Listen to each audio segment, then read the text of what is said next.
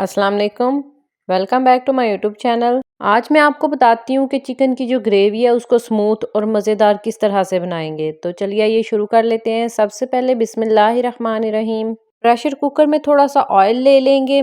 Oil शामिल हमने कर लिया है। इसके बाद मैंने 4 अदद जो है प्याज लिए हैं, उनको बारीक बारीक लच्छेदार काट लिया है। इसके बाद मैं इसमें शामिल कर दूंगी खड़े मसाले। खड़े मसाले में सबसे पहले जीरा, दालचीनी, बड़ी इलायची और बादियान के फूल, इन सब चीज़ों को प्याज़ों में मिक्स कर देंगे और अच्छी तरह से प्याज़ों को कुक कर लेंगे। हमने प्याज़ों को अच्छी तरह से कुक करना है जब तक कि इनका कलर जो है ब्राउन नहीं हो जाता। प्याज़ों का कलर ब्राउन हो चुका है। अब मैं इसमें शामिल कर रही हूँ अदरक का पेस्ट। अदरक के पेस्ट को हमने शामिल कर लिया है। अब थोड़ी देर इसको कुक करूंगी। कुक करने के बाद इसमें मैं शामिल कर दूंगी लहसुन। लहसुन को जो है हमने क्रश नहीं किया, इसी तरह साबित शामिल कर दूंगी। लहसुन को हमने इसी तरह से क्यों शामिल किया ये मैं आगे चल के आपको बताऊंगी। इसके बाद मैं इसमें शामिल कर दूंगी टमाटर। 3 मैंने मीडियम टमाटर लिए हैं, उनको बारीक बारीक काट लिया है। अब मैं ये इसमें शामिल कर दूंगी। टमाटर को हम थोड़ी देर फ्राई करेंगे। उसके बाद मैं इसमें शामिल कर दूंगी सब्ज़ मिर्च। 5 अदद मैंने सब्ज़ मिर्च ली थी, उनको इसमें शामिल करके अच्छी तरह से कुक करना है। इसके बाद पाउडर मसाले शामिल कर लेते हैं। पाउडर मसालों में सबसे पहले 2 चम्मच नमक, 1 चम्मच धनिया पाउडर, 1 चम्मच हल्दी और 1 ही भर के चम्मच जो है सुरख मिर्च का मैंने शामिल किया है। पाउडर मसाले मिक्स करने के बाद मैं अच्छी तरह से फ्राई कर लूंगी। पाउडर मसाले अच्छी तरह से मिक्स हो चुके हैं। अब मैं इसमें शामिल कर दूंगी पानी। 1 गिलास मैंने इसमें पानी शामिल किया है। अब हम वेट लगा देंगे। साबुत लहसुन जो है मैंने इसीलिए शामिल किया था क्योंकि हम वेट लगवाने लगे हैं, तो जब 5 मिनट का वेट लगवाएंगे तो जो तमाम मसाला है वो अच्छी तरह स्मूथ हो जाएगा। मसाले को वेट लगवाए हुए 5 मिनट हो चुके हैं।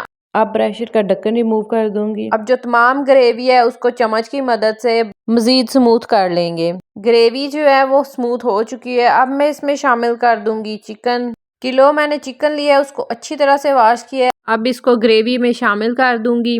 अब हम चिकन की भुनाई कर लेते हैं। चिकन को अच्छी तरह से भूनना है ताकि जो इसका पानी है वो भी ड्राई हो जाए और चिकन की जो स्मेल है वो भी खत्म हो जाए। चिकन को हम तकरीबन 10 मिनट तक तेज आंच पे भूनेंगे। चिकन को 10 मिनट भूनने का ये भी फायदा है कि जो ग्रेवी है वो स्मूथ हो जाएगी। चिकन को भूनते हुए 10 मिनट हो चुके हैं। अब मैं इसमें पानी शामिल कर दूंगी ताकि चिकन टेंडर हो जाए। जब ये पानी सूखने के करीब होगा और इसका ऑयल जो है ऊपर आ जाएगा, तब हम इसमें शामिल कर देंगे दही। पानी भी सूख चुका है थोड़ा सा, इसका ऑयल भी ऊपर आना स्टार्ट हो चुका है। अब इसमें शामिल कर दूंगी दही। दही मैंने पाव के करीब लिया है, उसको इसमें शामिल कर दूंगी। आप भी यकीनन जानते हैं कि जो दही से है ग्रेवी स्मूथ बनती है और बहुत मज़े की बनती है। दही को मैंने शामिल किया है। अब इसमें चम्मच को अच्छी तरह से हिलाऊंगी ताकि जो दही है उसका पानी जल्द से जल्द खुश्क हो जाए। तकरीबन 5 मिनट लगेंगे और दही का पानी जो है सूख जाएगा। दही का जो पानी है वो खुश्क हो चुका है। अब इस जगह पे मैं शामिल कर रही हूँ पानी। पानी मैं इसलिए शामिल कर रही हूँ क्योंकि मुझे जो है ग्रेवी वो ज़्यादा चाहिए थी। आप अब इस पॉइंट पे ग्रेवी को थिक भी कर सकते हैं और जितना आप शोरबा रखना चाहें वो भी रख सकते हैं। पानी को शामिल करने के बाद 1-2 उबाल देने के बाद हमारा सालन रेडी हो चुका है। मज़ेदार सा चिकन का सालन तैयार है।